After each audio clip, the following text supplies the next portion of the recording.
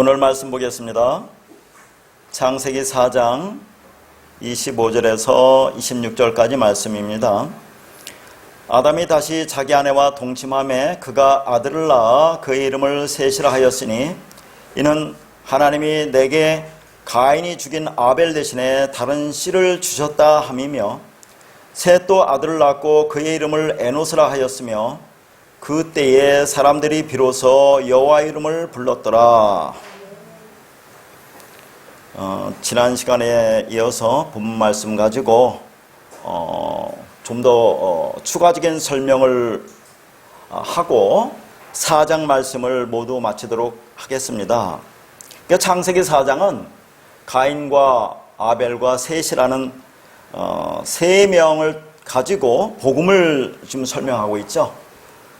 그래서 이제 가인이 아벨을 죽이고 25절은 그 대신 다른 씨 셋을 주셨다고 그렇게 나와 있고요. 26절은 셋도 아들을 낳고 에노스라 하였다.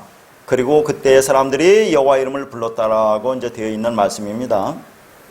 자, 여기서 가인이 죽인 아벨 대신에 다른 씨를 주셨다. 다른 씨가 뭐라고 했습니까? 다른 보혜사 라고 했죠. 그러니까 여기서 다른 씨는 자, 아벨이 예수 그리스도의 모형이잖아요. 그러니까 아벨, 예수 그리스도가 보혜사예요. 근데 보혜사인데 그 보혜사와 내용은 같은데 다른 모습으로 오시는 보혜사, 다른 보혜사, 그렇죠? 그걸 다른 씨라고 했습니다. 그러면 신약에서 그걸 뭐라고 그래요? 그리스도 성령이라고 하잖아요. 그러니까 셋이 성령으로 오는 겁니다. 그러니까 예수가 죽고 그 예수 대신에 뭐가 와요? 다른 보혜사로 성령이 신약에서 오시잖아요. 그 말과 같은 말이에요. 여기에서. 그러니까 셋이 뜻이 뭐라 했습니까? 옷을 입었느니라, 그리스도로 옷 입었느니라, 그 말입니다. 그러니까 셋은 여기서 성령, 그리스도를 의미하는 거죠. 자, 그러니까 이 말은 다시 가인이 우리가 아벨로 죽고 예수 그리스도의 모형인 아벨 대신 주시는 또 다른 예수 그리스도를 상징하는 다른 씨인 셋이 등장하면서 여호와 이름을 불렀다고 그렇게 되어 있어요. 그러면 여호와 이름을 불렀다는 의미가 뭐라고 했습니까? 상당히 중요하고 깊죠, 내용이. 자, 여호와 이름을 부른다는 오늘 본문 말씀은 지난 시간에 이사야 43장 7절 말씀을 가지고 설명드렸는데요. 여호와 이름으로 불려진다는 그 말이 있잖아요. 그게 여호와 이름으로 부른다는 것과 같은 내용을 의미하는 겁니다. 그러니까 하나님이 자기 이름으로 불려지는 자가 있다라고 말씀하시는 것은 하나님이 자기 자신의 이름으로 부를 어떤 존재가 있다고 말씀하는 거죠. 그 말은 창세기 2장 19절에서 뭐라고 했어요? 아담이 각 생물을 부르는 것이고 그의 이름이 되었더라라고 말씀했죠. 그러면 아담이 자기 자신의 이름으로 부를 짐승이 있대요. 그러면 그 짐승이 뭐가 됩니까? 그게 아담이 되죠. 근데 아담은 예수 그리스도의 모형이잖아요. 그러니까 결국 뭘 갖게 된다는 그런 말입니까? 그리스도라는 이름을 갖게 된다, 그런 말이죠. 그래서 다시 말해서 그리스도라고는 새로운 이름을 받게 된다는 그런 말입니다. 그렇게 여호와 이름으로 불려지는 자, 주의 이름으로 불려지는 자들은 결국 누구 이름을 갖게 되는 거냐, 그런 말이죠. 그게 여호와 이름을 갖게 되는 거니까 하나님 이름을 갖게 되는 거죠. 즉 하나님의 이름을 부여받게 되는 겁니다. 그러니까 이제는 우리가 똑같이 여호와 하나님이 되는 거예요. 이게 이해가 가겠어요? 납득이 가겠어요? 자, 그리고 그것을 뭐라고 했습니까? 하나님은 우리에게 영광을 준다고 그러잖아요. 똑같이 이사야에서. 그러니까 영광이 뭐라고 했습니까? 그게 이름이에요. 여호와예요. 그러니까 영광을 준다니까 또 이름을 준다는 그런 말과 똑같은 라고 했어요. 자, 그러니까 우리가 무엇을 받은 겁니까? 하나님이 영광을 받았으니까 하나님의 이름을 받은 거잖아요. 그렇게 우리가 하나님의 이름을 부여받으면 그게 하나님의 영광이 되는 거죠. 그러니까 짐승 같은 우리가 이제 뭘 받았습니까? 하나님의 영광을 받았다, 그런 얘기죠. 그게 하나님의 이름을 받았다. 그럼 그 이름을 받으면 우리가 크게 되는 거잖아요. 여호와가 되고 그리스도가 되는 것이고 하나님이 되는 거다, 그런 얘기입니다. 그래서 요한복음 17장 22절에서 또 그렇게 말씀하잖아요. 하나님께서 예수 그리스도에게 영광을 주었어요. 근데 그 예수님께서 우리에게 또 영광을 준다고 그래요. 그 똑같은 말을 계속 하고 있는 겁니다. 그러면 그 영광은 결국 아버지 영광이고 아버지 이름이라고 했잖아요. 그러니까 그 아버지 이름을 그리스도에게 주셨고 그리스도가 또 그 영광을 우리에게 주셨으니까 그러니까 우리는 뭘 가진 자가 되느냐 하는 거죠. 아들의 영광을 가진 자가 되는 거죠. 근데 그게 그리스도라는 이름을 가진 자가 된다 그런 겁니다. 그렇게 열심히 율법을 지키고 행하는 것이 전부라고 생각했던 짐승 같은 우리에게 뭘 준다는 겁니까? 결국은 하나님의 영광, 하나님의 이름을 주시겠다고 하는 거예요. 그 이유가 뭡니까? 그 들짐승 같은 우리를 그 하나님과 그 그리스도와 하나가 되게 하시는 거다 그런 얘기죠. 그러니까 여호와 이름을 불렀다는 것은 그 말씀의 의미를 간직했다는 거라고 했죠. 그분의 존재 안으로 들어갔다는 그런 말이라고 했습니다. 다시 말해서 그분이 존재가 되었다 그렇게 얘기했어요. 그렇게 우리는 하나님 여호와 이름을 가진 자로 우리가 하나님이 되고 그리스도가 되었다는 그런 말이라고 지난 시간에 말씀드렸습니다. 자, 이런 말씀을 제가 드리면 아직도 이거에 대해서 이해를 못하는 사람이 있어요. 그리고 동의를 하지 못해요. 받아들이지를 못해요. 왜? 어떻게 우리가 하나님이 되고 여호와가 되고 그리스도가 되느냐 그런 얘기를 하는 거예요. 감히 어떻게 불경스럽게 우리가 하나님이 되느냐 이렇게 얘기를 한다니까요. 자, 그래서 다시 한번 좀 추가적으로 제가 말씀을 드리는 겁니다. 우리가 한번 생각해 봅시다. 이름이라고 하는 것은 부모가 자식에게 지어주는 거죠. 붙여주는 거죠. 이를테면 생산자가, 만든 자가 자기가 만든 것에 이름을 붙여주는 것이 이름이지, 만들어진 자가 그 만든 자의 이름을 붙여줍니까? 그러니까 하나님보다 앞선 존재가 아무도 없잖아요. 그러니까 하나님의 이름을 누가 붙여줄 수가 없는 겁니다. 우리는 알 수도 없고 볼 수도 없고 느낄 수도 없고 감지할 수도 없고 그런 존재에게 하나님이라고 이름을 지어놓고 좋아하고 있어요. 그리고 주여 주여라고 부르면서 기도합니다. 소리를 크게 지르면 하나님이 더 잘 들으실 것 같죠? 그리고 더 간절한 마음으로 하나님을 찾는 것으로 생각하잖아요. 그러면 더 믿음이 있는 것처럼 보이잖아요. 그래서 누가 목소리를 크게 내는지 경쟁도 해요. 저도 그렇게 했습니다. 그리고 하늘을 쳐다보고 손을 들고 또 그렇게 기도를 하잖아요. 그 의미를 알고 하면 되는데 그게 뭔지 모르고 그냥 하나님이 저 하늘에 계시다고 하늘을 쳐다보고 손을 들고 또 그렇게 기도도 한다 그 말입니다. 자, 그러면 제가 지금 성경 말씀을 기초로 해서 우리가 여호와가 된다, 여호와 하나님이 된다, 하나님이 된다, 그리스도가 된다는 그렇게 말을 했는데 도대체 그 의미가 왜 잘 깨닫지 못하느냐는 얘기죠. 자꾸 내가 하나님이라든가 여호와라든가 여호와 하나님이라 하면 그 영원하신 하나님, 창조주 하나님, 우리가 볼 수도 없고 느낄 수도 없고 감지할 수도 없는 그 하나님을 자꾸 생각하니까 그렇다니까요. 성경 속에 하나님 엘로힘, 여호와 하나님, 여호와 엘로힘, 여호와라는 그런 호칭, 명칭이 있잖아요. 이 명칭이 뭘 의미하는지를 우리가 먼저 알아야 돼요. 자, 그 알 수 없는 하나님을 묘사하는 것이 이런 표현이라니까요. 이런 이름이라니까요. 그분을 우리가 설명할 방법이 없잖아요. 표현할 방법이 없으니까 그분을 이렇게 엘로힘이라든가 여호와라든가 여호와 엘로힘이라고 표현하는 것뿐이에요. 어떻게 우리가 여호와라고 하면 엘로힘이라고 하면 그분이 여호와라는 그 마속에 잠길 수 있습니까? 여호와라고 쓴 그 문자 안에 그분이 담길 수가 있느냐고요. 그렇게 쓰고 읽으면 그분은 거기에 담길 수가 없는 분입니다. 근데 그분을 설명해야 될 거 아니에요. 그러니까 문자적으로 그렇게 여호와나 엘로힘이나 여호와 엘로힘이라고 기록해 놓은 거라니까요. 근데 그 안에 담긴 의미가 있습니다. 왜 그렇게 됐는지. 자, 그걸 다시 한번 설명해 드릴게요. 자, 먼저 하나님으로 번역된 단어가 엘로힘이라고 했죠. 이 엘로힘이라는 단어는 그 이것도 하나님이고 알레프라는 단어도 하나님입니다. 거기 자음을 보세요. 여러분 이제 많이 했기 때문에 다 익숙할 겁니다. 맴이라는 것은 말씀 진리라는 거 다 알고 있고, 요도 건네주다, 해가 호흡이죠, 말이죠. 라메드는 가르치다.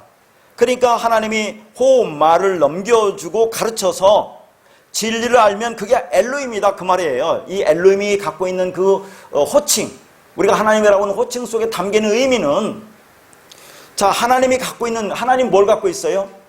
이 호흡이 뭡니까? 신약으로 가면 푸뉴마예요. 푸뉴마. 르하우, 영, 말씀, 성령, 그리스도라 그 말이죠. 하나님은 영이니까, 말이니까 그 말을 내가 너에게 넘겨주고 가르쳐서, 그럼 그 말이 뭔지를 깨달아 그러면 네가 엘로힘이야, 그런 말이라니까. 이 엘로힘에 담긴 의미가 그 영원하신 하나님을 가리키는 그게 아니고.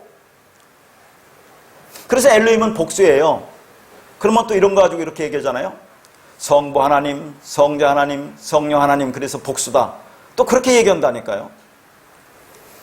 그러니까 하나님은 창세기부터 내가 그 말을 하는 자로, 자, 너희를 그 엘로힘으로 만들겠다고 하시는 거예요. 그래서 창세기 1장 1절에 뭐라고 했습니까? 태초에 하나님이 천지를 창조하시니라. 여기에 모든 게 다 담겨있다고 했잖아요. 그러면 여기서 하나님이 창조했다니까 이 하나님이 엘로힘인데, 이 엘로힘이 그러면 내가 이 세상을 창조했느냐 또 그렇게 묻는다니까요. 엘로힘이라고 하니까. 그러면 제가 뭐라고 했어요? 창세기 1장 1절에 그 엘로힘 주어와 창조하다 바라가 같습니까? 엘로힘은 복수고 창조하다 바라는 단수라니까요. 주어가 복수고 동사가 단수면 수가 일치하지 않잖아요. 그러니까 창세기 1장 1절에 주어는 엘로힘이 아닌 거예요. 그분은 없어요. 그 창조하신 그 부분은 굳이 주어를 얘기한다면 베레시트라는 태초에라는 단어가 주어라고 볼 수 있어요. 그 베레시트가 뭐라고 했습니까? 6개의 사음이. 예수님이 십자가에 죽으시고 그 머리로 우리에게 넘겨줘서 너희를 교회로 하나님 백성으로 만들 거야 라는 것이 베레시트라니까요. 그 말 뜻이. 거기에 복음이 담겨 있어요. 창세기 1장 1절에도 그게 복음이에요. 그러니까 우리가 5마디 말이 고린도전서 뭐라고 합니까? 1만 마디 방언보다 낫다고 하는 거예요. 이게 5마디예요, 이게. 창세기 1장 1절이. 그러니까 엘로힘이라는 것은 창조한 그분을 얘기하는 게 아니에요. 우리를 얘기하는 거라니까 어떻게 우리가 되는 겁니까? 자, 땅적인 존재인 하에레츠라는 우리가, 단수가 그 하늘적 존재인 예수를 만나서, 그리스도를 만나서 우리가 하나가 되면, 그러면 나라는 짝과 하나님이라는 짝, 예수라는 짝이 만나서 하나가 되면 그게 하늘들이에요. 하늘. 샤마임, 하샤마임. 그게 쌍수라니까, 짝수. 그렇게 되면, 질가 되면 네가 엘로힘이야 라는 얘기를 하니까 창세기 1장 1절이. 자, 근데 이걸 문자로만 보니까 이걸 이해를 할 수 있겠습니까? 제가 얘기하는 것을. 이해를 못하고 자꾸 거기에 대해서 문제를 제기하죠. 자, 하나님의 말씀, 진리를 만나서 내가 그 말을 하게 되면 하나님과 짝이 되어 하나가 된다 하는 얘기예요. 두 번째, 여호와. 자, 여호와는 무슨 뜻이 있습니까?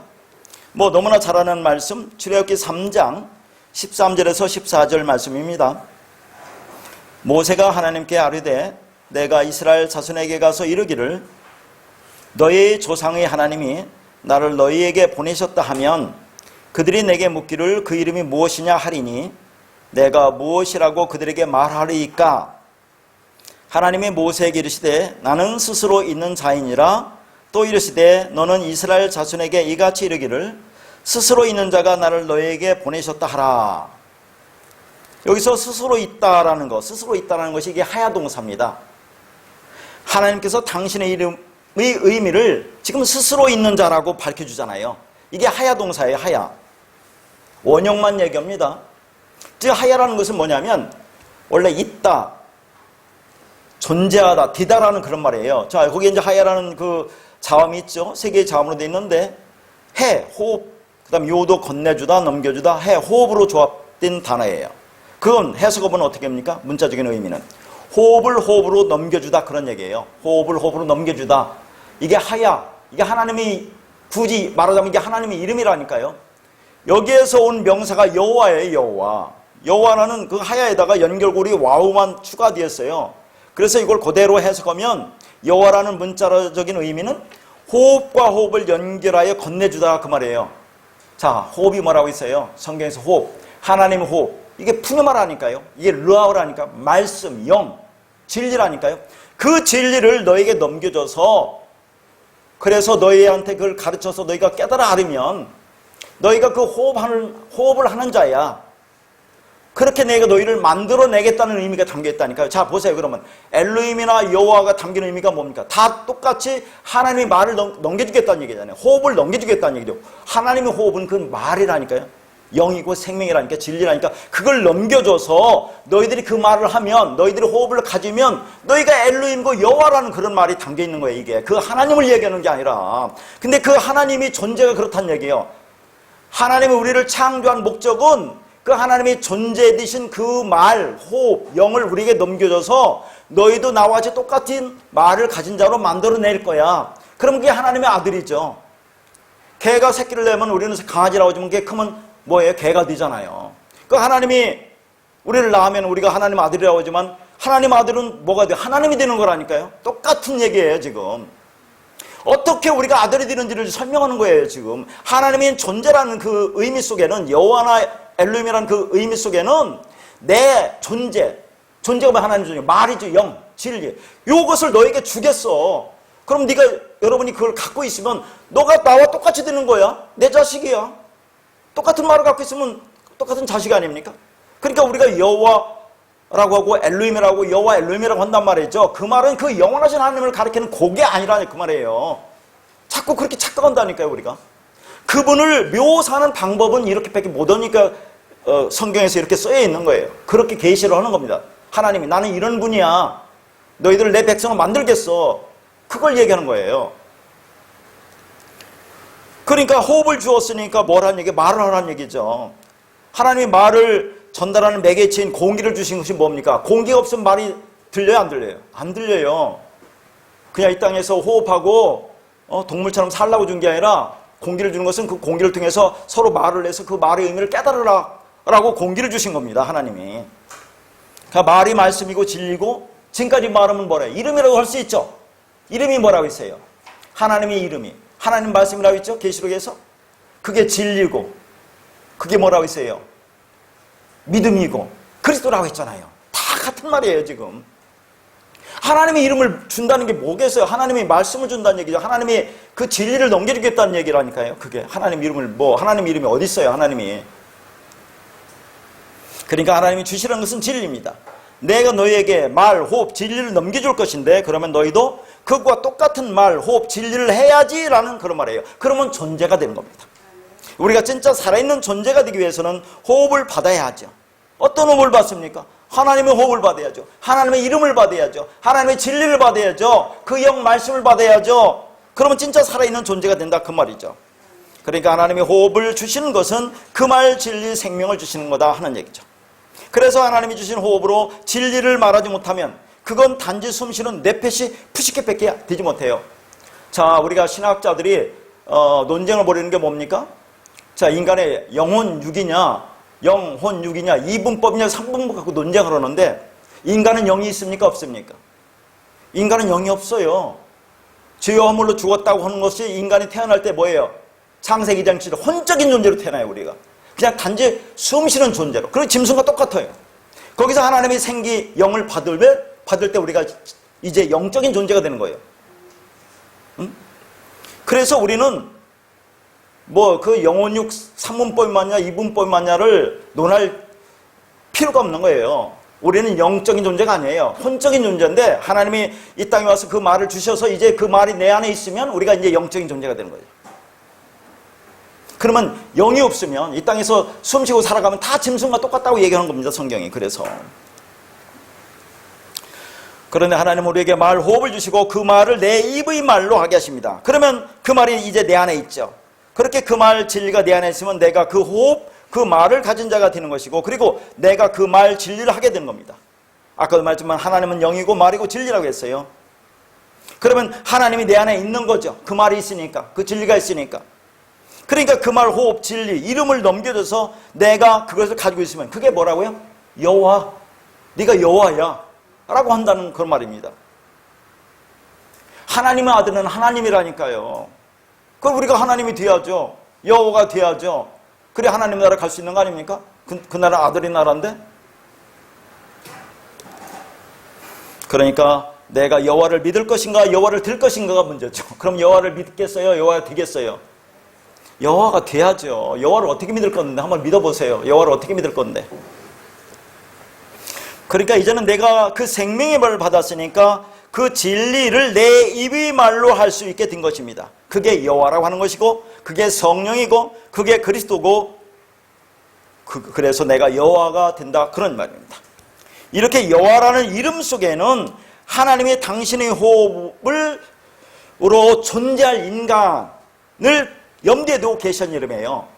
하나님이 당신을 여호와라고 한 것은 당신의 호흡, 말로 존재할 인간, 교회, 언약을 받은 자가 있다는 것, 이걸 두고 계시한 이름이라니까요.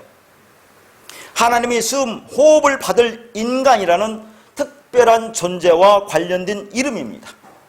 그래서 이 여호와라는 이름 속에는 언약의 하나님이라는 의미가 있어요. 그래서 세 번째가 여호와 하나님이라는 것이 등장하죠. 이 언약하시고 언약을 이루시는 분으로 소개되고 있습니다. 여호와 하나님은. 그러면 여호와 하나님은 누구십니까? 구원자이신 예수 그리스도를 나타내는 거죠. 그러니까 구약이나 신약이나 똑같은 겁니다. 구약에 하나님 엘로힘, 여호와 하나님, 여호와 엘로힘, 여호와, 신약에 하나님, 예수 그리스도, 성령, 똑같이 신약이나 구약이나 역사하고 있는 거예요. 하나의 영이에요. 하나님은 하나의 영. 근데 복음을 설명하기 위해서 세 번으로 이렇게 나눠서 등장하는 거라니까요. 하나님이 이 땅에 예수 그리스도는 아들로 오는 거예요. 그분이 오셔서 예수가 육이 죽어야 돼. 율법은 죽고 죽으면 그리스도라는 영으로 진리로 부활하잖아요. 그러면 그게 아들이야, 완성이야. 예수도 그리스도가 돼야 돼요.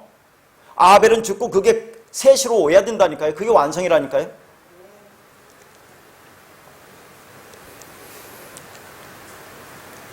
자, 그러니까 하나님이 당신의 이름을 묻는 질문에 나는 스스로 있는 자다. 영어로 뭐예요? being, who being 이라고 말씀한 것은 이름이 아닙니다. 지금 모세에게 나타나신 그 존재가 자신을 설명하는 방법이에요. 그냥 존재라고는 존재입니다. 자신을 설명할 방법이 없어요. 그러니까 존재하는 존재, 진정한 존재라는 그 말이죠. 존재라는 그 의미 속에는 뭐예요? 그 존재만이 진정한 존재고 그 존재의 나머지는 존재가 아니란 말입니다. 그러니까 하나님 외에는 이 땅에 존재가 있어요, 없어요? 존재할 수 없어요. 있음이 아니고 전부 다 없음이에요. 우리는 존재가 아니에요, 없음이에요. 그런 우리에게 어떻게 너희가 존재가 될 수 있는지를 설명하는 게 여호와라니까요. 스스로 있는 자. 진짜 그분만 존재인데 우리는 존재가 아니에요, 없음이에요. 그럼 우리가 어떻게 있음이 될 것이냐를 나타내는 분이 스스로 있는 분, 여호와라는 그 말 속에 담겨 있는 거예요. 내 말을 주어서 너희도 존재하는 자가 되게 만들겠다 하는 의미가 여호와라는 이름 속에 있는 겁니다. 그러니까 우리가 살아있다고 하면 복음은 안 들려요. 내가 다 할 수 있는데 복음이 들립니까? 이 땅에서 잘 먹고 잘 살 수 있을지는 모르지만 우리를 지으신 그분의 세계로 우리는 갈 수는 없습니다. 그러니까 스스로 있는 자, 하야라는 표현은 존재하는 존재는 분명히 있음을 확인시켜주는 설명뿐이지 이름은 아니라는 겁니다. 그러니까 이름도 없으신 그분의 이름을, 여호와의 이름을 비로소 그들이 불렀다는 의미는 뭡니까? 그들이 하나님의 이름을 알고 무슨 엘로힘, 뭐 여호와, 여호와 엘로힘, 아도나이라는 소리를 내기 시작했다는 그런 의미가 아니라 그분이 존재 안으로 들어가서 그분과 같은 존재 가치가 되었다는 말입니다. 즉 뭐예요? 구원을 의미하는 거예요. 그러니까 성경은 복음만을 이야기하고 있기 때문에 이 말씀이 나의 이야기로 들려줘야 돼요. 이게 나의 이야기가 돼야 돼요. 수천 년 전에 그냥 아담과 셋과 에노스가 하나님의 이름으로 여호와를 불렀다고 하더라. 그러면 그게 문자적으로 성경 읽으면 나에게 무슨 의미가 있습니까? 여러분 은혜가 돼요? 수천 년 전에 아담과 셋과 에노스가 하나님 이름을 불렀대, 여호와 이름을 불렀더라. 그게 뭐냐고요, 성경이. 나하고는 아무런 관계없는 거 아닙니까? 자, 그래서 이 이름을 바꿔준 사람이 성경에 몇 사람 등장하는데 대표적으로 이제 아브라함을 보면, 자, 아브라함에서 아브라함으로 바뀌어지잖아요. 그 의미가 뭔지를 우리가 봐야 돼요. 아브라함에서 아브라함으로 바뀌어진 거예요. 여러분 창세기 17장 1절 보면 하나님이 아브라함에게 몇 세에 나타나요? 99세에 나타나요. 99세에 나타나서 아브라함에게 그렇게 말합니다. 아브라함이 그때는 아브람. 너는 내 앞에서 행하여 완전한 자가 되라, 그렇게 해요. 완전해라. 너는 내 앞에서 행하여 완전하라, 그렇게 말씀하고 17장 5절에서는 뭐라고 하느냐면 내 이름을 아브라함이라고 하지 않고 아브라함이라고 하리라 라고 이름을 바꿔주는 장면이 나오는 겁니다. 자, 그러면 우리가 성경 읽으면서 납득이 안 가는 말이 얼마나 많습니까? 아브라함 아브람 보고 나타나서 너는 내 앞에서 행하여 완전한 자가 되라고 하는데 어떻게 하나님 앞에서 완전한 자가 될 수 있느냐니까요. 이런 말씀을 어떻게 설교하는지 나는 모르겠어요. 한번 좀 다른 사람하고 대화할 때 그거 한번 얘기해 보세요. 아브라함이 하나님 앞에서 완전한 자가 될 수 있느냐? 자, 그러면 이런 말씀 우리가 해석을 해야 될 거 아니에요. 자, 내 앞에서라는 것이 그게 파님이에요. 하나님의 얼굴, 말씀이란 얘기죠. 그 다음에 행하다는 것은 뭐냐면 이게 이제 노아에게 하나님이 은혜를 주시고 나서 은혜를 주었더니 노아에게 뭐라고 하냐면 이 노아가 의인이요 완전한 자고 하나님과 동행했다는 말이 나와요. 그러니까 하나님의 은혜를 받으니까 노아가 의인이고 완전한 자고 하나님과 동행했다는 말이 나오는데 이때 동행하다가 지금 창세기 17장 1절에 행하다는 말과 한락하는 거 똑같은 거예요. 이게 동행하다가. 어떻게 우리가 하나님과 동행할 수 있습니까? 그 말씀이 나한테 들어서 내가 죽어야 하나님과 연합돼서 하나가 더 동행할 수 있어요. 하나님과 같이 살 수 있어요. 나는 없음이 돼야 돼요. 그러니까 너는 내 앞에서 행하여 완전하는 말은 하나님의 말씀으로 이 한락가 죽다는 말이에요. 죽다. 물론 같이 가다 그런 말도 있지만 죽다는 의미라니까 너는 내 말씀으로 인해서 죽을 때 그럼 네가 완전한 자가 된 거야. 그 말이에요. 그게 노아나 지금 아브라함과 똑같은 얘기를 하는 겁니다.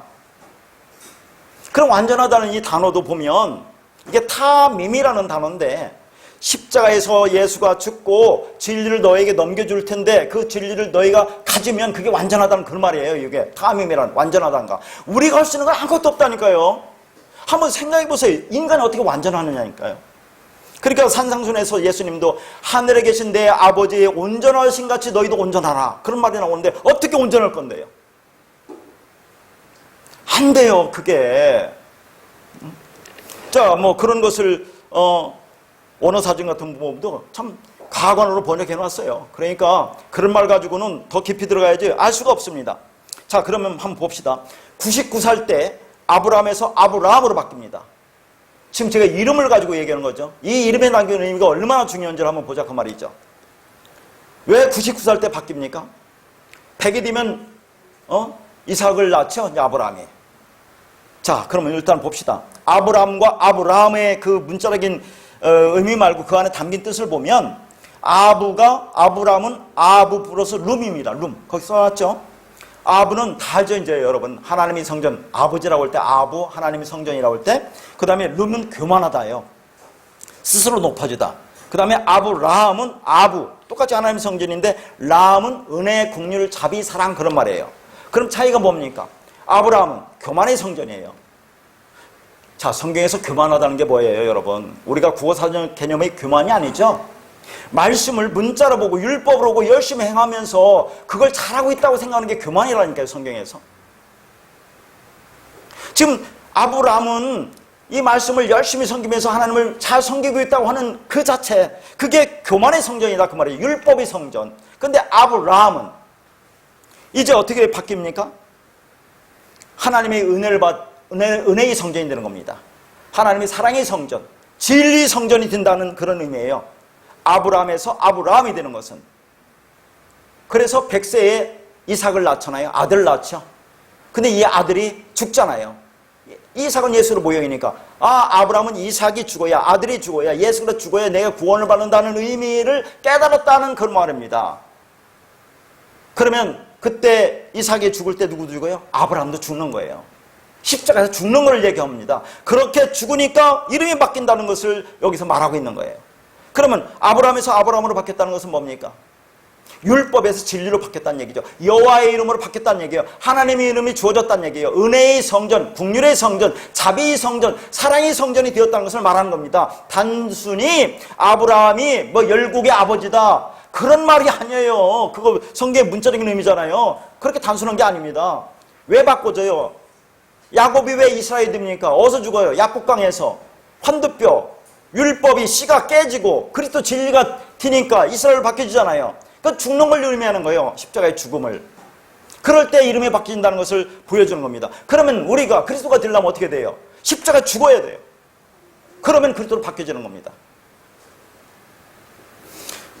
자, 그래서 우리가 가인의 후손 중에서 가축지는 자의 조상이라고 된 자들이 있잖아요. 그 조상이 뭐라고 했어요? 아브라함 있죠? 하나님 성전. 가축이 뭡니까? 이 아랫세상에 부정한 것들, 그 율법을 열심히 섬기면서 율법을 자기 성전으로 삼는 자들, 그게 가축 치는 자의 조상이라고 했어요. 그게 가인의 후손들 아니었습니까? 그러니까 아브람은 스스로 높아지려는 교만한 자로 자기 자신을 자신이 인정하는 거예요. 아브람은 자신의 육신의 생각, 율법적 본성과 사고가 옳다고 하는 그것을 하나님의 성전으로 삼는 자를 말하는 겁니다. 그러니까 아브람은 교만의 아버지예요. 스스로 높아져 있는 자들의 조상으로 굳이 나는 여호와의 이름으로 불려질 필요가 없다는 그 말이에요. 그냥 아브라함이면 된다고 생각하는 겁니다. 그러니까 여호와 이름으로 불려지지 않으면 전부 아브람이에요. 아브람. 99세 때까지 그렇게 불려진 거예요. 그 사람의 존재 방식, 존재 이유가 그랬다는 것을 알려주는 겁니다. 자, 그러면 여러분 한번 생각해 보세요. 아니야, 나는 아브람이면 만족하지, 나는 여호와가 이름으로 불려지는 거, 그리스도로 불려지는 것은 나는 원치 않아. 어떻게 우리가 피조물이 여호와가 되고 그리스도가 되니? 나는 아브라함이 만족해. 열심히 율법을 이 문자대로 지키고 행해서 하나님을 섬기는 것이 올바른 거지. 어떻게 내가 여호와가 되니? 라고 아브라함이면 만족하지라고 하는 그 말 속에는 그것이 겸손한 것처럼 들립니까? 그게 겸손해요? 이 말은 겸손했다는 말이 아닙니다. 오히려 세상 속에서는 자기가 매우 겸양한 모습을 보여주죠. 모든 사람에게 겸손한 모습으로 살면서도 얼마든지 교만할 수가 있고, 어떻게 보면 그게 진짜 교만한 거예요. 그러니까 눈에 보이는 이 문자로 말씀을 보고, 그래서 율법적 사고를 가지고 이 성경을 문자로 보고 그렇게 생각을 하잖아요. 교회 와서 그렇게 생각 않습니까? 뭐 우리가 겸손해야지, 온유해야지, 화평해야지, 교회에서 그렇게 전부 다 문자로 보고 그 말씀을 그대로 보고, 그래서 내가 교회에서 여러 사람을 섬겨야 되고 화평한 자가 되고 겸손한 자가 되고, 그래서 그렇게 행동을 하는 사람들이 있잖아요. 성경 말씀을 문자로 보고 문자대로 온유하고 겸손하게 해야 한다고 행동하는 자, 그게 교만이라는 얘기예요. 교만. 그러니까 성경의 진짜 진리 말씀 앞에서는 가증스럽고 더러운 교만일 수 있다, 그 말입니다. 그게 물론 우리는 이 말씀을 깨닫고 그런 자가 돼야죠. 근데 그게 뭔지도 모르고 문자대로 보고 그렇게 하려고 신용내고 있잖아요. 교회 와서 나는 예수 믿고 이렇게 변했어, 성화됐어, 인격적으로 멋있는 사람이 되었어 라고 그렇게 행동하는 거잖아요. 가면 쓰고. 그게 진짜 교만이라는 얘기예요. 그게 율법적 행위. 그러니까 성경에는 율법이냐 진리냐의 싸움이지 다른 걸 갖고 이야기하는 게 아닙니다. 그 교만을 자기 가치로 삼기 때문에 그게 교만이다, 그 말입니다. 자기가 가지고 있는 겸손의 기준과 잣대로 판단하며 그렇지 못하다고 하는 자에게는 무자비하게 적용하며 판단하고 비판합니다. 그러면서 어느 교회 목사는 참 겸손하더라, 온유해, 인격이 참 훌륭해 하고 하면서 우리가 본받아야 할 선망의 대상으로 삼고 존경까지 하잖아요. 오늘날 그런 목사들 있잖아요. 그런 성도들 얼마나 많습니까? 저 목사는 이렇다 저렇다 하면서. 성경 말씀의 진리가 무언지 모르는 비기독교인이 그렇게 생각하는 것은 그렇다 하더라도 하나님을 믿는다고 하는 자들이 성경을 지켜야 할 문자로 보고 겸손이라고 하는 자기의 잣대로 겸손을 판단하는 것이, 그게 성경이 말하는 교만입니다. 그렇게 스스로 높아져서 자기 자신을 떠받들었던 성전이라고 생각했던 존재를 지금 뭘로 만들어줘요? 아브라함으로 부르겠다고 하시는 거예요. 여호와로 부르겠다고 하시는 겁니다. 네가 그리스도로 부르겠다고 하시는 거예요. 그 아브라함이라는 의미 속에는 복음이 깊게 담겨져 있는 거예요. 그래서 성경에는 아브라함이라는 이름이 여러 민족의 아버지가 되게 하렴이라 라고 되어 있어서 보통 아브라함이라는 이름의 의미를 모든 민족의 아버지 정도로 우리가 알고 있잖아요. 근데 아브라함이라는 이름의 의미를 정확하게 알기 위해서는 이 라함에 대해서 우리가 살펴야 돼요. 라함. 자, 라함이 뭐라고 했어요? 국률, 자비, 은혜, 사랑이라고 했어요. 자, 그런 의미를 더 깊게 알기 위해서 구약 성경에서 특별히 하나님의 국률을 집중적으로 설명해 놓은 것이 호세아서입니다. 호세아서 잘 알죠? 호세아서는 하나님의 역할을 맡은 호세아라는 배우와 하나님의 백성의 역할을 맡은 고멜이라는 창녀 이야기예요. 호세아가 누굽니까? 헬라어로 예수예요, 예수. 하나님은 호세아에게 창녀 고멜과 결혼을 하라고 하시죠. 그리고 자식을 낳습니다. 그런데 그 자식들에게 하나님의 저주가 떨어져요. 호세아 1장 6절입니다. 고멜이 또 임신하여 딸을 낳음에 여호와께서 호세아에게 이르시되 그의 이름을 로루하마라 하라. 내가 다시는 이스라엘의 족속을 국률이 여겨서 용서하지 않을 것입니다.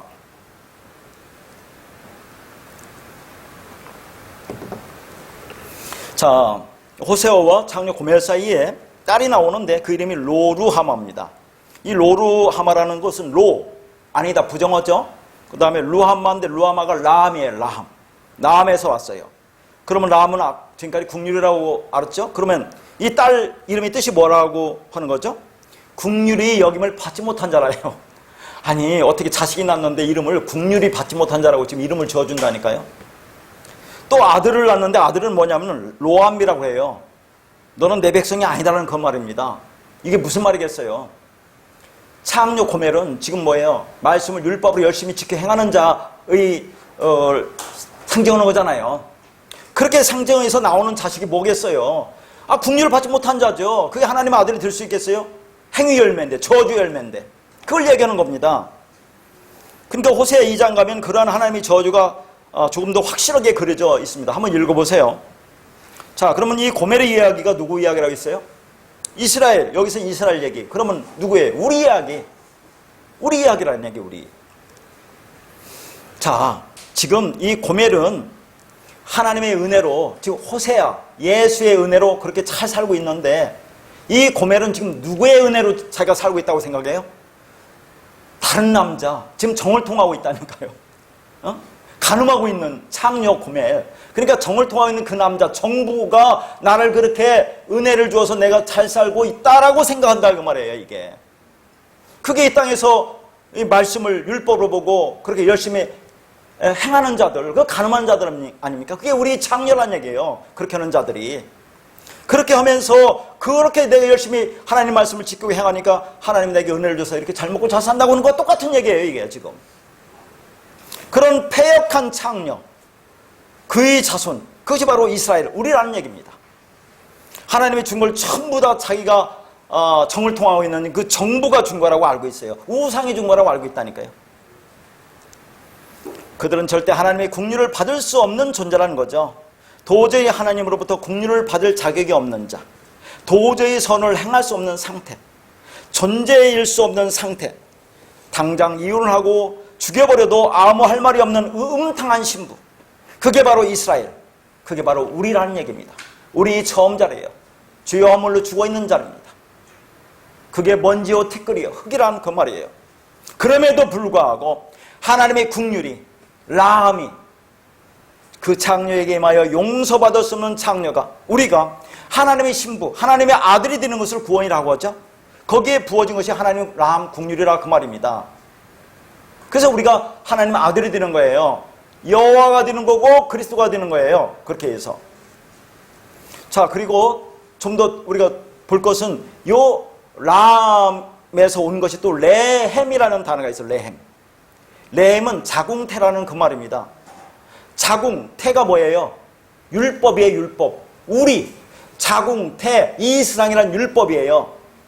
자, 여기에 라함, 은혜의 국률이 부어지니까 이 율법이라는 세상, 자궁, 태 속에서 우리가 하나님의 교회가 나오는 거예요.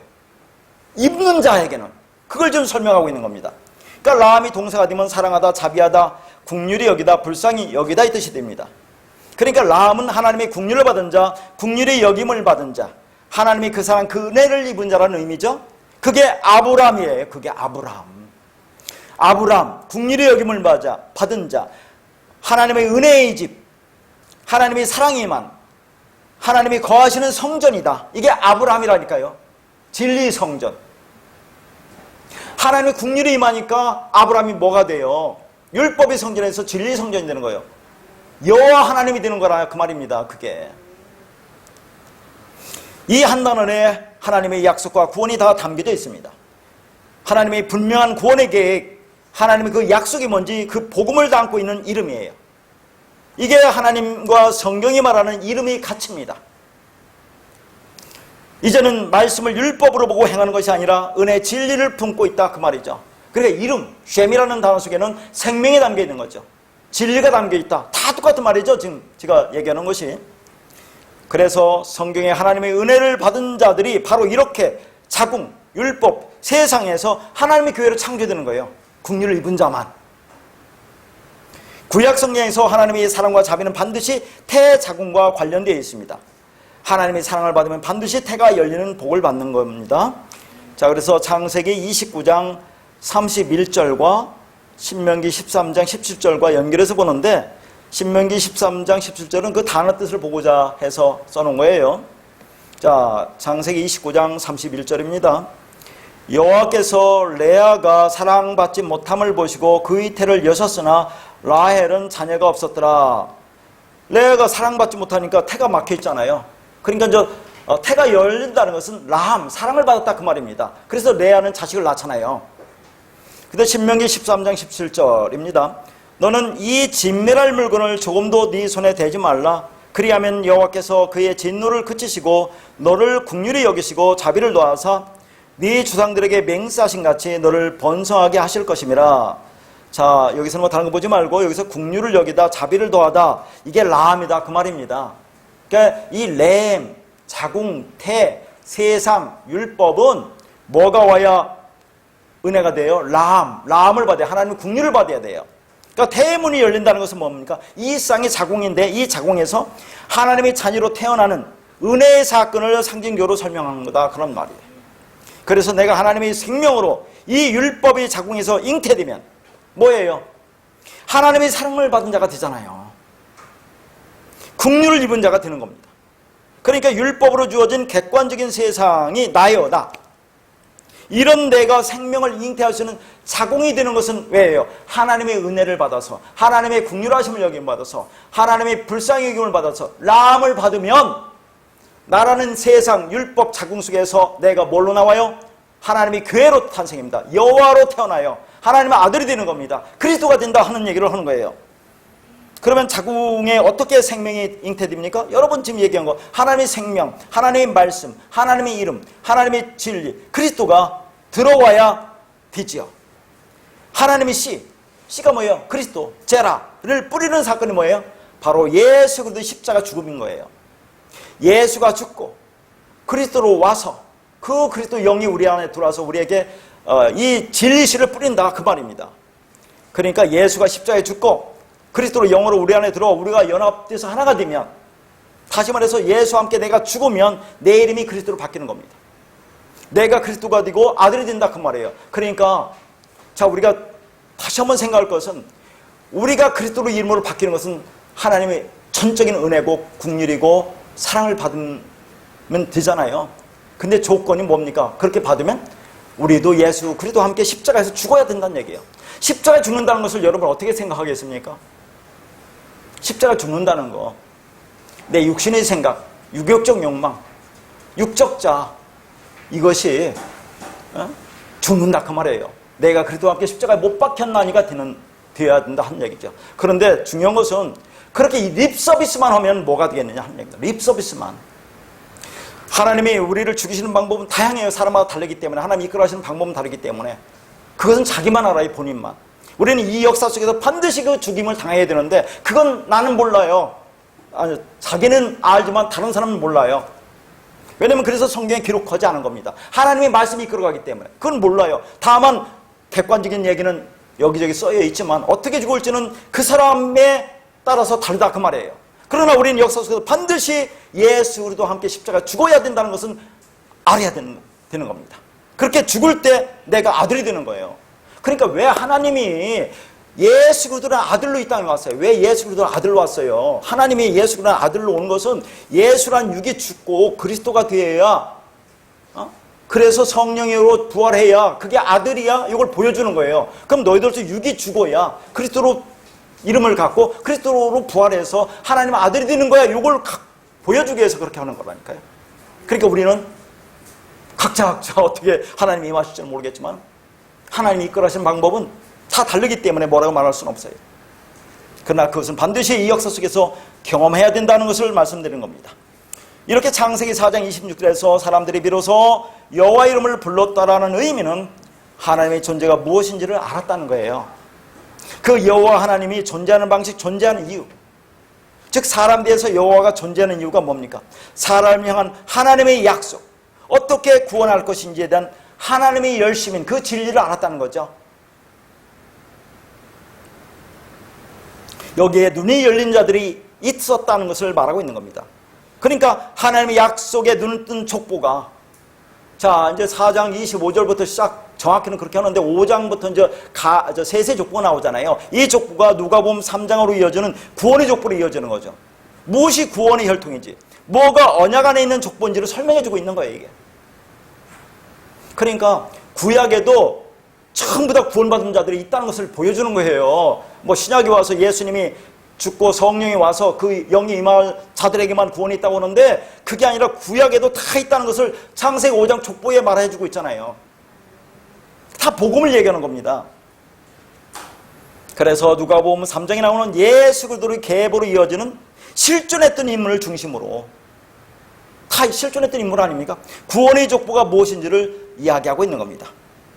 이렇게 창세기 4장 25절부터 우리는 창세기 5장부터라고 하는데 누가복음에 나오는 인자의 족보가 시작되는 겁니다. 그런데 아담이 말씀으로 낳은 자손은 셋이죠. 자, 여러분이 있으니까 가인의 계보는 아담의 계보, 셋의 계보가 똑같이 나타나는 얄라던데, 가인의 계보는 자 육적으로 나타나는 것으로 칼 동사라고 있어요. 근데 아담의 계보, 셋의 계보는 말씀으로 나타해서 해필 동사를 쓴다고 했습니다. 그리고 아벨은 셋으로 다시 와야 완성되는 거예요. 그걸 보여주는 거죠. 예수는 죽고 그리스도로 와야 완성되는 걸 보여주는 거예요. 이게 우리를 지금 보여주고 있는 겁니다. 그러니까 아벨은 죽고 셋으로 와야 완성되는 거야. 그래서 성경에서도 그리스도 예수라고 하는 거예요. 어디서부터 그렇게 시작됩니까? 복음서에는 전부 다 예수라고 나오죠. 사도행전에 성령이 온 이후에는 예수 그리스도라고 나와요. 간혹 예수라는 말이 있지만 그 의미도 그게 아니고, 그 다음에 서신서에는 뭐라고 나와요? 그리스도 예수라고 나와요. 그리스도 예수.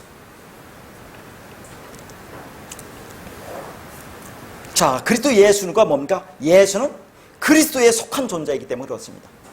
예수는 그리스도로 와야 완성된다, 그 말이에요. 그러니까 아담이 말씀으로 진리로 낳은 아들은 셋이라는 아들 하나입니다. 아벨은 죽어야 할 예수의 모양이고, 그 아벨이 뭐로 와요? 다른 씨로, 다른 보혜사로, 셋으로, 그리스도로, 성령으로 와야 완성이다, 그 말입니다. 그게. 그래서 셋이 뭐라고 해요? 그리스도로 옷 입었느니라 라고 하는 뜻이 있는 거예요. 그래서 그리스도와 예수가 짝입니다. 짝. 예수, 그리스도, 시작과 끝, 알파와 오메가, 율법과 진리, 아르면 같은 거 하나 라고 하는 겁니다. 그래서 그리스도의 예수라고 하는 거죠. 예수는 그리스도 안에 포함되어 있는 개념으로 씁니다. 그래서 셋의 아벨이라는 거죠. 아벨은 셋에 속해 있다, 그 말입니다. 아벨은 셋으로 와야 완성된다, 그 말이에요. 예수는 그리스도에 속한 존재입니다. 그래서 예수를 섬기면 안 되는 거예요. 그리스도 예수를 깨달아 진리로 붙들어야 되는 겁니다. 그러니까 하나님이 예수 그리스도라는 아들의 이름으로 이 땅에 오신 것은, 계속 얘기하지만 예수가 죽고 율법이 부서지고 그리스도로 부활해야, 그래야 아들이 되어야 구원에 이른다는 것을 우리에게 보여주심으로 우리가 어떻게 구원을 받는 것인지, 어떻게 하나님의 아들이 되는지를 설명하고 있는 것입니다. 다시 한번 그때의 사람들이 비로소 여호와 이름을 불렀더라의 문자적인 의미는, 제가 뭐라고 했습니까? 지금까지는 하나님의 이름을 부른 자가 한 사람도 없다는 그런 말이죠, 이 문자적인 의미는. 그런데 그게 아니고 뭐란 얘기입니까? 사람들이 하나님의 이름을 불렀는데 어떻게 불렀다는 얘기예요? 주여 주여라고 불렀다는 얘기예요. 부르다가 가라는 단어로 의미를 깨달았다는 그런 말이라고 있죠. 그전에는 하나님의 말씀의 의미를 모르고 그냥 밖에서 주여 주여라고 했는데, 이때부터, 새 때부터 여호와가 어떤 말씀이 하나님이신가를 비로소 깨달았다는 그 말이에요. 다시 말해서 그리스도와 하나가 되었다는 그 말입니다. 그래서 우리가 여러분 잘 아시는 마태복음 7장 21절에서 23절을 한번 보도록 하겠습니다. 나더러 주여 주여 하는 자마다 다 천국에 들어갈 것이 아니요 다만 하늘에 계신 내 아버지 뜻대로 행하는 자여 들어가리라. 그날에 많은 사람이 나더러 이르되 주여 주여 우리가 주의 이름으로 선지자 노릇하며 주의 이름으로 귀신을 쫓아내며 주의 이름으로 많은 권능을 행하지 아니하였나이까 하리니, 그때에 내가 그들에게 밝히 말하되 내가 너희를 도무지 알지 못하니 불법을 행한 자들아 내게서 떠나가라 하니라.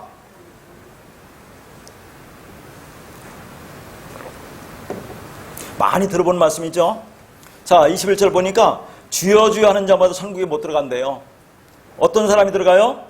하늘에 계신 아버지 뜻대로 행하는 자가 들어간다고 있는데, 자, 아까 똑같네. 아브라함 보고 너는 행해서 완전한 자가 들어가는 말과 아버지 뜻대로 행하는 자가 들어가리라. 여러분, 어떻게 하나님 뜻대로 행할 수 있어요? 하나님 뜻이 성경 말씀인데 이 성경 말씀 다 지켜서 행해서 천국에 들어갈 수 있습니까? 그럼 도대체 이런 말을 어떻게 설교할 거냐고 자꾸 나는 생각되는데 이해가 안 가요. 자, 일단 21절 보니까 헬라어 원문을 그대로 보면 주여 주여 하는 자마다 천국에 들어갈 것이 아니요 라고 있는데, 자, 주 안에서, 그리스도 안에서 그 말하는 모든 자는 왜? 진리가 됐기 때문에, 그리스도가 됐기 때문에 절대로 주여 주여 할 수 없다 그 말이에요. 주여 주여 하는 자들은 절대로 천국, 그 하늘들의 그 나라, 이게 천국이죠. 빨리 들어갈 수 없다. 다만 하늘에 계신 내 아버지 뜻대로 행하는 자야 들어가리라 했는데, 그와 반대로 자, 천국, 그 하늘들의 그 아버지, 그 뜻이 되는 자, 이렇게만 이게 원문은 되어 있어요. 하늘에 계신 내 아버지 뜻대로 행하는 자가 들어간다는 것이 그 하늘들의 그 아버지, 그 뜻이 되는 자만 뭐의 의미가 천국에 갈 수 있다 그 말이죠. 그러면 하늘에 계신 내 아버지 뜻대로 행하는 자가 도대체 뭐냐 하는 얘기입니다. 하늘에 계신 아버지가 뭐예요? 하늘, 진리가 있는 곳이면 그게 아버지죠. 그 아버지, 진리가 되어진 자만 천국에 들어갈 수 있다 그 말이에요. 그럼 어떻게 진리가 되어질 거냐 하는 얘기죠. 그러니까 이 말씀은 하나님이 주신 진리 말씀을 가진 자는 절대로 주를 밖에서 찾지 않는다 그 말이죠. 내 안에 마음으로 갖고 있게 된다 그 말입니다. 그래야 그 천국으로 들어갈 수 있다 그 말이죠. 그러니까 예수를 나 밖의 것으로 내가 추억하고 섬기하는 대상으로 갖고 있을 때에는 우리는 그분을 어떻게 부를 수밖에 없어요? 주여 주여라고 부를 수밖에 없어요. 내 안에 없으니까. 여러분이 그 말에 들어와서 진리가 되어보세요. 그리스도가 됐어요. 내가 그리스도고 진리고 여호와인데 왜 나를, 내 속에 있는 나를 그렇게 밖에다 놓고 부르겠어요?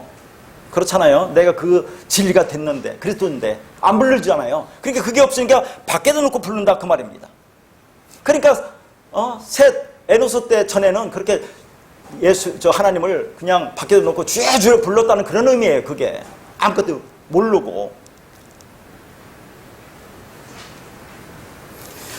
자, 그 주님, 그 그리스도는 내 안에 들어와 나를 그리스도인으로, 그리스도로 만드는, 나와 연합이 되는 존재지 내 밖에 놓아두고 주여 주여 하는 것이 아니라 그 말이죠. 그것도 큰 소리로 주여 삼창하지 않습니까?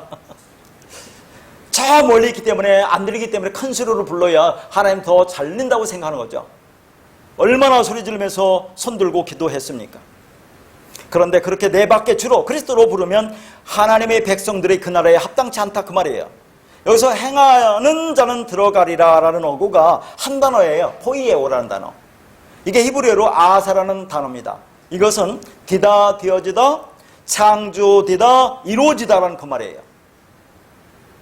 그러니까 하늘 아버지 뜻대로 되어지는 자가 하늘들의 그 나라로 들어간다는 그 말이죠. 하늘 아버지 뜻대로 진리가 되어지는 자. 그래서 신약에서 행하라고 번역된 단어, 이 헬라어 포이에오, 히브리어 아사란 동사는 그런 말이에요. 인간의 율법적 행위를 가리키는 단어가 아니에요. 이게 아니고 눈에 보이는 거 있죠? 나타나는 거. 문자적인 말씀, 율법을 잘 가르쳐서 그 안에 담긴 내용, 보이지 않는 내용, 원래의 진리, 하나님 마음, 진리를 구별해내게 하는 그런 행동을 말하는 거예요. 그런 행위를 가리키는 거예요. 이게 행하라는 것은. 그러니까 그건 인간의 율법적 행위를 요구하는 단어가 아니라 진리가 되어라는 그런 뜻이다 하는 겁니다. 그러니까 행하라고 하는 것은 이런 말이에요. 그러면 성경에 희생제사 드려라, 희생제사를 행하라, 그런 말이 나오잖아요. 그게 아사란 동사인데 그걸 그냥 문자 그대로 읽으면 어떻게 됩니까? 계명을 소리내로 읽게 되면 열심히 반복하여 희생제사를 드리게 되죠.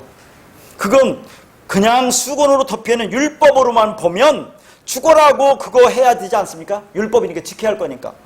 그러나 그걸 하나님의 뜻으로 읽게 되면 뭐라고 읽어요? 예수란 희생제사로 인해서 우리는 더 이상 그 제사를 지내지 않아도 되는구나로 읽게 된다 그 말입니다. 그러니까 이걸 휘장이 벗겨진 상태로 보는 사람은 영단변에 들어진 예수 그리스도의 희생제사, 십자가의 그런 희생제사로 말미암아 우리가 드릴 그런 희생제사는 이제 다 없어진 거구나. 더 이상 우리가 이 말씀을 문자로 보고 열심히 예수를 섬겨서는 안 되는구나를 깨닫게 된다 그 말이죠. 더 이상 희생제사를 안 드리게 된다 그 말이죠. 그렇게 안 드리게 되면 그걸 하나님 뜻을 행한다고 한다니까요. 진리가 된다라고 얘기하는 겁니다. 따라서 내 아버지 뜻대로 행하는 자라야 하늘나라에 들어간다는 말은 내 아버지 뜻대로 되어지는 자, 진리가 된 자가 그 하늘들의 그 나라 사람이라는 그런 말입니다. 자, 여러분 거기서 22절 23절 우리가 주여 주여 주의 이름으로 선지자노릇하며 주의 이름으로 귀신을 쫓아내며 주의 이름으로 많은 권능을 행하지 아니하였나이까. 이걸 뭐라고 해요? 불법을 행한다고 그러죠.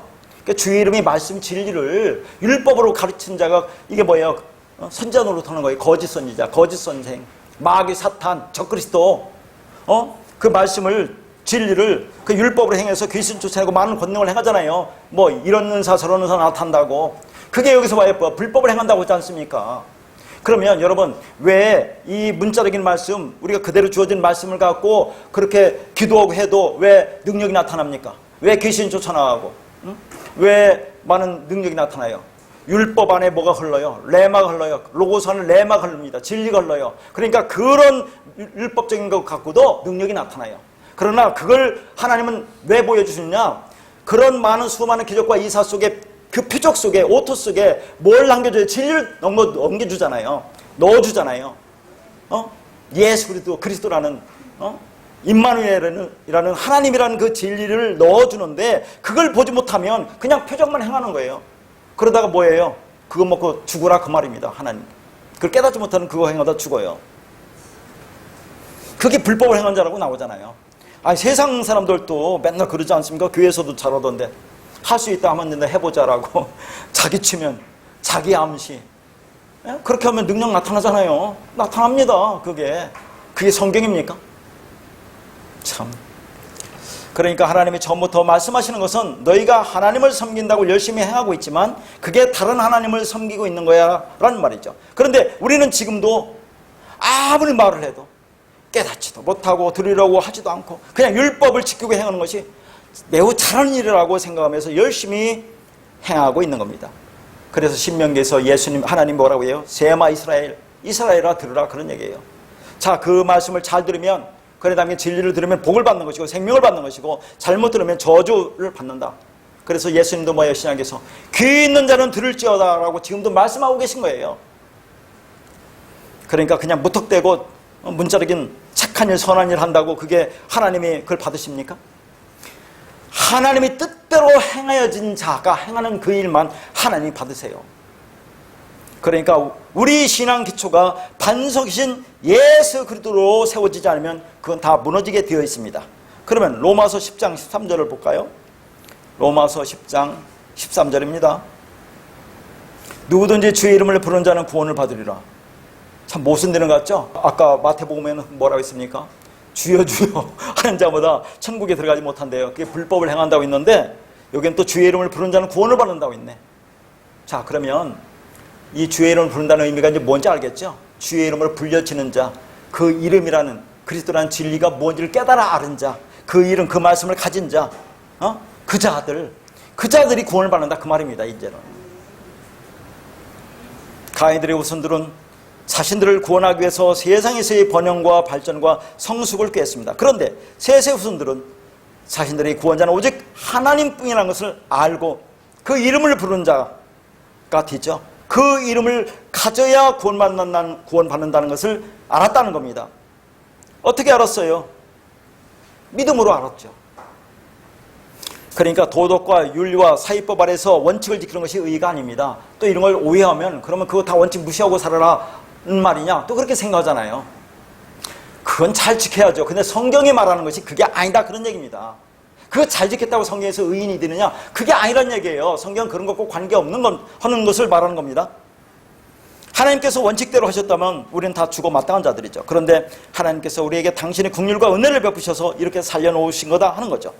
그렇다면 그런 은혜와 긍휼 앞에서 우리가 할 수 있는 유일한 것이 뭡니까? 하나님의 이름을 부르는 자, 하나님의 이름이 무엇인지 아는 자, 그 뜻대로 되어지는 자가 되어야 한다, 그런 얘기죠. 돈과 명예에 목마르고 자식과 일에 주려하는 자가 아니라 하나님에 의해 주리고 목마른 자의 삶이 바로 우리 안에 터져나와야 돼요. 그래서 하나님의 의가 되어야죠. 의만을 붙들어야죠. 내가 의가 되어야 된다, 그런 얘기죠. 말씀을 바로 깨달아야 된다, 그런 얘기죠. 그러니까 우리는 그러기 위해서는 어떻게 됩니까? 어쨌거나 진리 말씀 선포되는, 의 메시지가 선포되는 이 말씀 자리를 우리는 사모해야 됩니다. 제발 그래서 이 말씀 앞에 진지해지고, 그 말씀 앞에서 그 말씀이 나에 들어올 때 내가 해쳐당하고 내가 부정당하는 그런 삶에 우리는 관심을 가져야 된다, 그런 얘기예요. 그게 의에 줄이고 목마른 자의 삶인 것입니다. 자, 지난 시간에도 우리가 계속 봤고 앞에서도 말씀드렸지만 하나님께서 우리에게 영광을 주신 것, 자, 그 영광, 이름을 주신 것은 궁극적인 목적이 뭡니까? 그 이름을 우리에게 주셔서 우리가 그 이름으로 불려지는 자가 되는 것은 결국은 다 하나가 되게 하려는 목적이에요. 하나가 되려는 것. 그러면 하나가 되게 되어진 그 상태를 묘사한 그런 말씀이 있어요. 이사야 11장 6절부터 9절 그리고 10절까지 그냥 읽읍시다. 그 밑에 쭉 있죠. 이사야 11장 6절에서부터 10절까지입니다. 그때 이리가 어린 양과 함께 살며 표범이 어린 염소와 함께 누우며 송아지와 어린 사자와 살찐 짐승이 함께 있어 어린 아기에게 끌리며 암소와 곰이 함께 먹으며 그것들의 새끼가 함께 엎드리며 사자가 소처럼 풀을 먹을 것이며 젖먹는 아이가 독사의 구멍에서 장난치며 젖된 어린아이가 독사의 굴에 손을 넣을 것이라. 내 거룩한 산 모든 곳에서 해딤도 없고 상함도 없을 것이니 이는 물이 바다를 덮음같이 여호와를 아는 지식이 세상에 충만할 것임이라. 10절 그날에 이 새의 뿔에서 한 싹이 나서 만민의 기초로 설 것이요 열방이 그에게로 돌아오리니 그가 거한 곳이 영화로우리라. 자, 이것이 다 하나가 된 상태를 묘사하는 겁니다. 여기 보니까 뭐뭐 나와요? 자, 일이 나오고 표범 나오죠. 곰 나오고 사자 나오고 독사가 나오네요. 그리고 나서 어린 양, 어린 염소, 어린 아이들이 나오네요. 그러면 이 짐승들은 다 누구를 가리키는 겁니까? 다양한 우리들을 가리키는 거예요. 짐승들, 땅에 살고 있는 우리 짐승들. 그러면 어린 양, 어린 아이는 예수 그리스도죠. 그런 어린 염소는 누굽니까? 어린 염소도 예수 그리스도잖아요. 어디서 나옵니까? 레기 보면 인간의 죄를 뒤집어쓰고 제물로 죽는 아사셀 염소가 등장하죠. 그게 예수 그리스도를 모형하는 거잖아요. 그러니까 짐승 같은 다양한 우리들과 예수 그리스도가 하나 되는 그런 세상을 지금 설명하고 있는 거예요. 자, 뭐냐면 8절에 보면 거기에 보니까 어린아이인 예수 그리스도가 독사의 새끼들인 우리들 안으로 들어온다는 말이 있죠. 젖된 어린아이가 독사의 굴에 손을 넣을 것이라, 그 말이잖아요. 그러니까 예수 그리스도가 독사의 새끼는 우리 안에 들어오면 우리가 다 하나가 되는 그 상태를 묘사합니다. 언제 그렇게 됩니까? 그때, 6절에 그때라고 나오죠. 10절에 그날에. 자, 그날이 뭐면 이 새의 뿔에서 한 싹이 나서 만민의 기초로 설 것이요 예수 그리스도가 이 땅에 와서 십자가라는 깃발로 우뚝 서면, 그러면 그때는 모두가 하나가 된다는 그런 얘기입니다. 그것이 9절에서 물이 바다를 덮음같이 여호와를 아는 지식이 세상에 충만하다고 그러죠. 물, 진리 물이 세상, 율법이 세상을 덮음같이 여호와를 아는 지식, 진리가 이 율법이 세상에 충만할 것이다.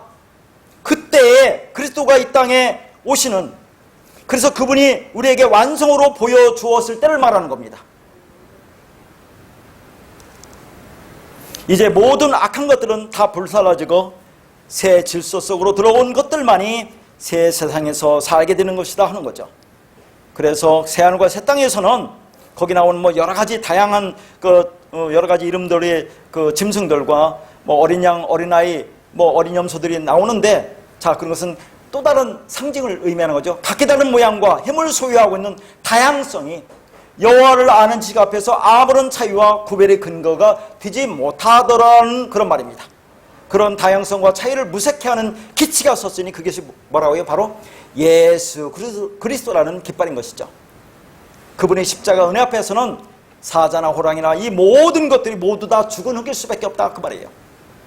예수의 은혜가 없이 존재할 수 있는 것은 단 하나도 없기 때문입니다. 그래서 그들은 결국 자기 이익과 자기 가치를 위해 살 수 없게 완성된다 하는 얘기죠. 그게 십자가에서 완전히 하나가 되는, 진리가 되는 하나됨을 말하고 있는 겁니다.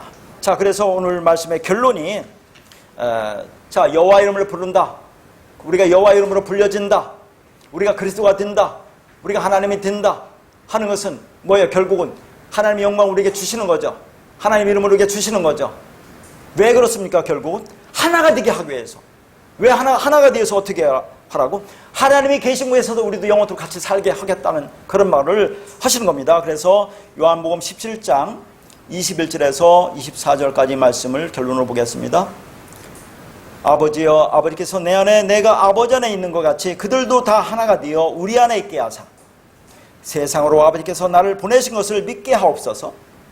내게 주신 영광을 내가 그들에게도 주었사오니 이는 우리가 하나가 된 것 같이 그들도 하나가 되게 하려 함이니이다.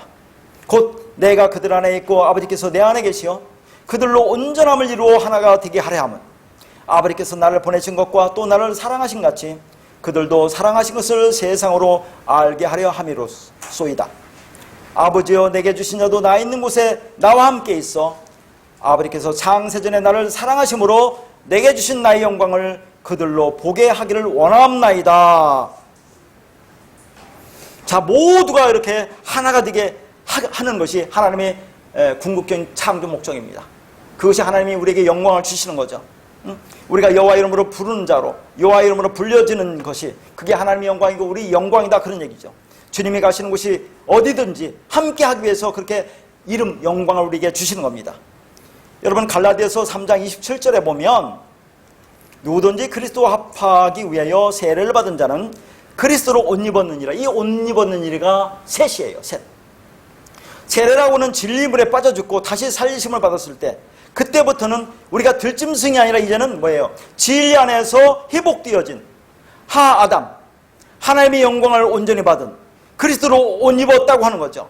우리가 그리스도가 되었다는 거죠. 우리가 그리스도라는 말이죠. 이게 아벨이 죽고 다른 씨 셋으로 오는 거예요. 근데 여기 보니까 영원전부터 그랬다예요.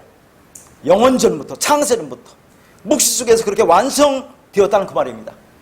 쉽게 말해서 진리가 없는 이 세상 가운데 진리실을 뿌리기 시작한 날부터, 물론 영원전부터예요. 근데 여기서는 창세기 이 말씀이부터 그렇게 완성되었다고 말할 수도 있는 거죠. 나를 사랑하심으로 내게 주신 나의 영광을 그들도 보게 하기를 원하옵나이다. 그게 하나님 아버지께서 주시려고 하시는 진리 안에서만 발견할 수 있는 그 영광입니다. 우리가 하나님이 진리 말씀 안에 있다면 우리는 이미 그 영광을 받은 자가 되는 거예요. 그렇게 선악과 따먹고 하나님처럼 되어버린 죄인들이 하나님의 이름을 부르는 자리로 내려가기 위해서는 뭐라고 해요? 자신의 육적 이름을 다 안고 있는 옛사람이 반드시 죽어야 된다 그 말입니다.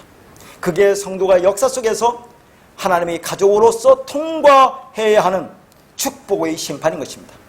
그러니까 성도는 예수 그리스도 십자가에서 이미 죽어버린 자신의 옛사람의 죽음을 자신의 삶 속에서 실제화하여 살면서 예수 그리스도의 십자가의 의미를 배우게 되는 것입니다. 그래서 성도의 삶은 결국 계속 죽어가는 삶이 될 수밖에 없는 거예요. 절대 변개될 수 없는 이미 일어난 묵시 속의 일이 역사 속에서 펼쳐지는 것이기 때문에 옛사람이 죽음을 경험하지 않고는 하나님 나라에 들어갈 수 있는 존재가 있을 수 없습니다. 반면에 그것을 통과하지 않은 자들은 반드시 치유의 심판대에서 영벌로 들어가게 되는 겁니다. 예수 그리스도께서 그러한 구원의 현실을 몸소 이 땅에 보여주시기 위해서 하나님이 예수 그리스도라는 아들의 이름으로 이 땅에 오신 거예요. 그렇게 내가 예수와 함께 십자가에 죽어서 내 이름이 뭘로 바뀌어요?